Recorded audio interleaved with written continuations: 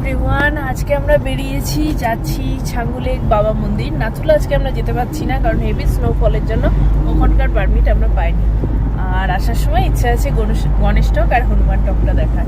তো চলো, বেরিয়ে পড়েছি। দুর্দান্ত একটা রাস্তা, দারুণ লাগছে। চলো।